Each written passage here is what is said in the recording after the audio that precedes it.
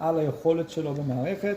ביקשתי 750 מיל בדקה, אבל הוונפלון שמחובר כרגע לפיישנט ליין לא מאפשר לי להגיע ל-750.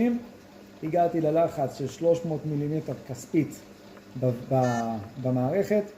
המערכת מטריעה בפניי שהוא הפעיל את ה-pressure control. כלומר, אני ביקשתי 750, אבל הוונפלון מאפשר לי להגיע ל-300, אז זה מה שהוא ייתן.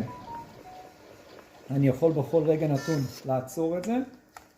אם אני רוצה לתת בולוס, הצוות הרפואי רוצה בולוס, לחיצה ארוכה על הבולוס. ברגע שאני אשחרר את האצבע שלי, זה מה שהמכשיר ייתן. 100, 200, 400, 500, 6,000. ברגע שאני עוזב, עכשיו הוא ייתן 100. הוא גם מעדכן אותי כמה מתוך ה-100 הוא כבר נתן. אני רוצה לשנות את הקצב, אני יכול לשנות את הקצב. הוא יגיע ל-100 והוא יעצור. אני רוצה לעצור ולחזור, לתת משהו אחר. לחיצת כפתור. יש כאן ברירת מחדל, לדוגמה אני עכשיו רוצה לתת מראש 500 מיל בדקה.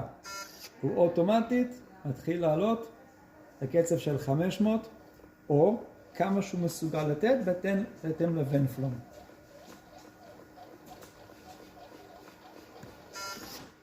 עכשיו, אם אני מחבר עוד סט נוזלים תוך כדי העבודה, אני לא צריך לעשות פריים מחדש.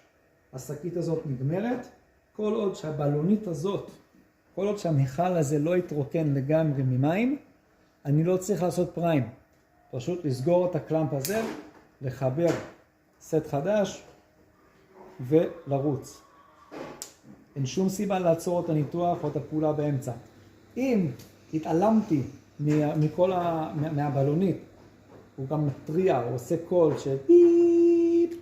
אם התעלמתי מזה ונתתי לבלונית להתרוקן לחלוטין, אנחנו פשוט נצטרך לעשות את הריפריים של המערכת. אותם 13 שניות בהפעלה הראשונה.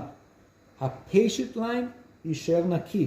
פעם ב-500 מיל המכשיר עוצר לשנייה ובודק שאין בועות אוויר.